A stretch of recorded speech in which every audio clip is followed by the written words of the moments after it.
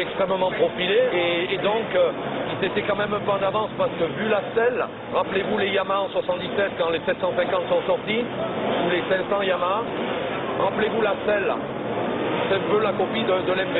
Donc 3 ans avant, MV avait sorti cette selle profilée.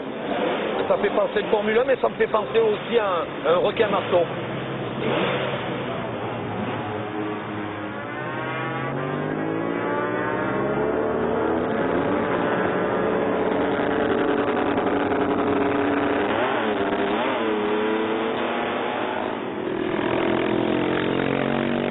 Machine vraiment exceptionnelle parce que dans 500 cm3, elle concentre 8 cylindres en V avec la technique que ça signifie pour les appuis de vilebrequin et la distribution de soupapes qui se multiplie avec les cylindres évidemment.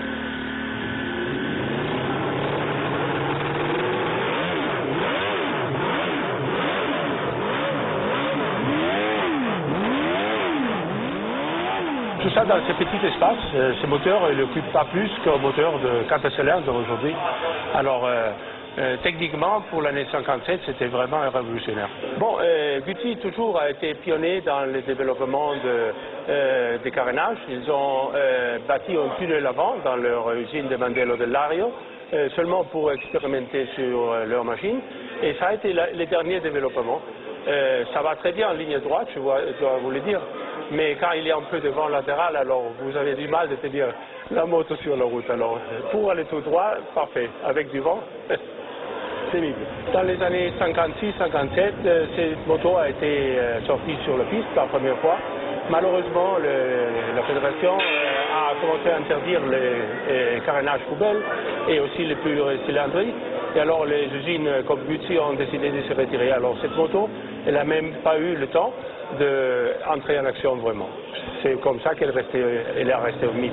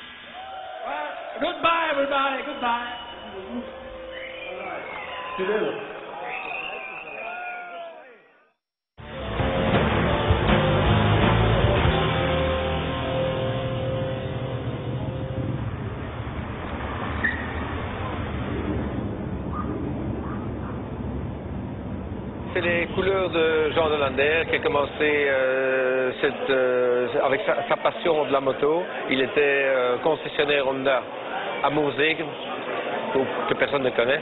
C'était des motos de Honda CB, les CB 750 d'origine. Celle-ci est une moto tout à fait spéciale. Elle avait un cadre d'usine, mais il a fabriqué un bras oscillant en parallélogramme pour pouvoir, qui était une invention à lui, pour pouvoir tenir 24 heures avec une même chaîne. Quand les autres équipages devaient changer la chaîne, eux parvenaient à rouler avec deux fois de chaîne en 24 heures. Lui, il roulait avec une chaîne pendant 24 heures. Grâce au système, la chaîne était toujours tendue à la même tension. Et quand les Japonais ont vu ça, ils voulaient avoir cette machine au Japon pour pouvoir savoir qui avait fait ça. Ils ne comprenaient pas. Et il dit, mais comment ça se fait que lui, ce petit monsieur Jean Lander à Mouzeg, a pu faire ça? Il croyait qu'il y avait d'autres ingénieurs dans les environs. Non, lui, il avait pensé, il avait fabriqué ça. Et depuis là, on l'appelait le sorcier de Mouzeg, parce qu'il avait su préparer une machine plus rapide que les machines récentes. Côté chez nous, c'est deux personnes qui se sont associées pour les courses d'endurance dans les années 70-80. Et on a réalisé de très belles machines qui nous ont permis de remporter le bol d'or et le championnat d'Europe. C'était à l'époque la meilleure base des moteurs et était la meilleure base pour l'endurance. Un moteur qui est fiable, donc avec double abracam en tête déjà, et avec un embrayage aussi très, très résistant. Donc ce moteur nous a permis de, par exemple, un moteur standard sorti de la caisse, fait 82 chevaux, donc c'est des moteurs qu'on préparait entre 125 et 130 chevaux. Elles sont conditionnées, elles sont mises à jour, les moteurs sont refaits, les freins, et de façon à avoir un maximum de sécurité. Ça c'est très important. Et dérivé de ces machines, on fait des machines pour les clients aussi, des réplicas. On réalise des pièces, mais des pièces qui sont comme à l'époque, mais avec des matériaux d'aujourd'hui. Donc c'est moins de soucis. Donc c'est moins de soucis. Et puis ça permet de satisfaire des clients, des gens, des passionnés qui n'ont pas pu se la payer à l'époque, donc ils peuvent se l'acheter aujourd'hui et rouler en classique. On a un peu amélioré également la tenue de route, un peu les freins, mais on reste dans les mêmes conditions avec des disques fixes, des étriers 2 pistons, on ne met pas des étriers 4 pistons. Et voilà, donc avec un bon réglage, on arrive à de bonnes performances.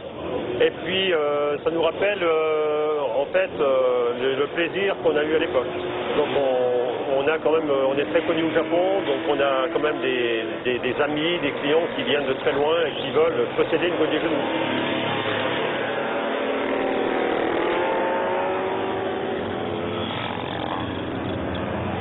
Ah, ça c'est d'époque, donc c'est un petit Yamaha Rapide de 1977 et qui est en parfait état et qui me dépanne bien quand je viens sur les circuits. Et pour le Rédillon, c'est bien aussi?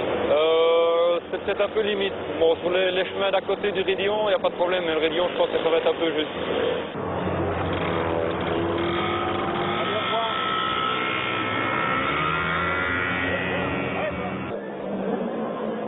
Je suis d'ailleurs très heureux de pouvoir être ici, parce que j'ai eu donc un malheureux accident il y a 3 mois déjà maintenant, et je dois dire que la moto me manquait. Je ne pourrais pas encore évidemment être sur la moto, mais déjà d'être ici debout lors de ce magnifique événement, d'ailleurs, c'est pour moi vraiment une grande satisfaction. Nous souhaitons l'année prochaine avoir encore plus de pilotes de Grand Prix.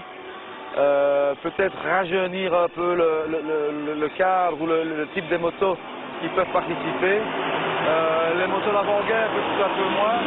Et peut-être utiliser plus de motos au début des années 80. Parce que pour l'instant, nous allons jusqu'en 1980.